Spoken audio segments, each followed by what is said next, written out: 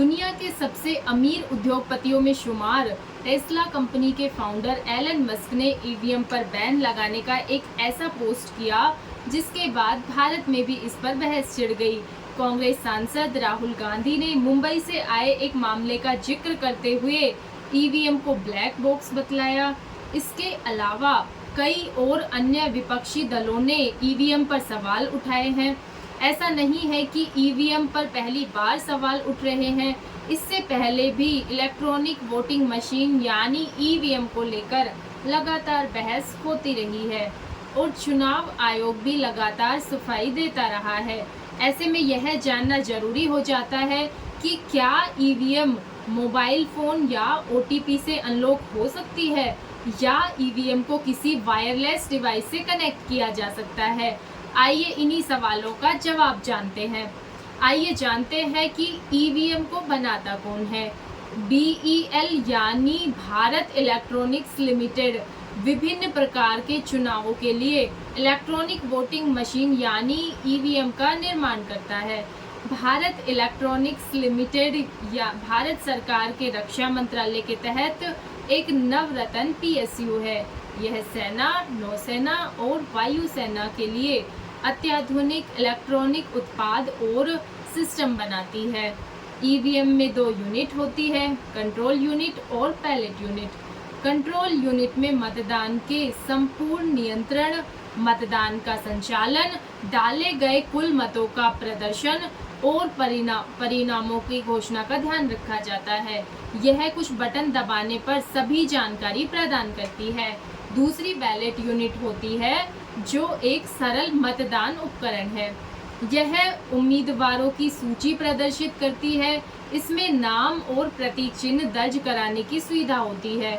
मतदाता को प्रत्येक उम्मीदवार के नाम के बाद स्थित वांछित स्विच दबाना होता है। आइए जानते हैं कि क्या ईवीएम को हैक किया जा सकता है। हैकिंग का अर्थ है किसी अवैध उद्देश्य के लिए कंप्यूटर नेटवर्क सुरक्षा प्रणाली को अपने नियंत्रण में ले लेना। ईवीएम के मामले में चुनाव आयोग साफ कर चुका है कि यह हैक हो ही नहीं सकता है। आयोग के मुताबिक ईवीएम एक स्टैंड अलोन मशीन है और यह तार या वायरलेस तरीके से किसी नेटवर्क से जुड़ी नहीं है। यानी एक बार प्रोग्राम लिखे जाने के बाद आप इसमें कोई बदलाव नहीं कर सकते हैं। दूसरे शब्दों में कहें तो इस पर कोई दूसरा सॉफ्टवेयर राइट नहीं किया जा सकता है और न ही संशोधन किया जा सकता है। आइए जानते हैं वायरलेस कम्युनिकेशन के जरिए क्या ईवीएम को दूर से बदला जा सकता है। यह आरोप लगाया जाता है कि ऐसा या तो मूल डिस्प्ले मॉड्यूल को वायरलेस डिवाइस से सुसज्जित किसी अन्य डिस्प्ले से बदलकर किया जा सकता है या एक अतिरिक्त सर्किट बोर्ड डालकर किया जा सकता है जो वायरलेस डिवाइस के माध्यम से एक्सटर्नल यूनिट के साथ कम्युनिकेट कर सकता है और परिणाम घोषित करने के लिए उपयोग किए जाने वाले कंट्रोल यूनिट डिस्प्ले को नियंत्रित करके परिणाम को बदल सकता है। चुनाव आयोग कहता है कि इस तरह के बदलावों के लिए प्रथम स्तर की जांच के बाद ईवीएम तक कई बार पहुंचना होगा, जो कड़ी सुरक्षा के बीच असंभव है।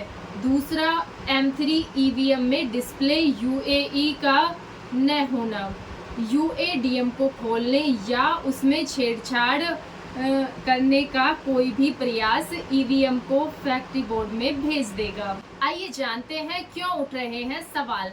दरअसल मुंबई में उत्तर पश्चिमी लोकसभा क्षेत्र को लेकर एक खबर प्रकाशित हुई थी जिसमें कहा गया था कि शिवसेना उम्मीदवार रविंद्र वायकर के एक रिश्तेदार ने 4 जून को मतगणना के दौरान एक मोबाइल फोन का इस्तेमाल किया था जो ईवीएम से जुड़ा हुआ था। वायकर मात्र 48 वोटों से चुनाव जीते थे।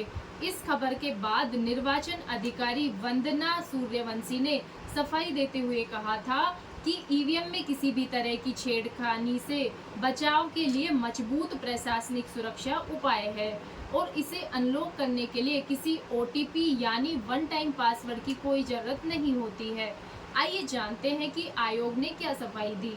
सूर्यवंशी ने रविवार को एक प्रेस कॉन्फ्रेंस को संबोधित किया और कहा कि ईवीएम एक स्वतंत्र प्रणाली है और इसे अनलॉक करने के लिए किसी OTP की कोई ज़रूरत नहीं होती है। इसे प्रोग्राम नहीं किया जा सकता है। इसमें वायरलेस से संचालित संचार स्थापित नहीं किया जा सकता है। यह एक समाचार पत्र द्वारा फैलाया गया झूठ है। मैंने पेपर के रिपोर्टर को समझाने की कोशिश की थी। IPC की धारा 505 और 499 के तहत उन्हें नोटिस भेजेंगे। गोरखपुर को जो मोबाइल रखने की इजाज़त दी गई थी वो उनका खुद का पर्सनल मोबाइल था। पुलिस की जांच के बाद हम इंटरनल जांच करेंगे कि नहीं, यह आगे तय किया जाएगा।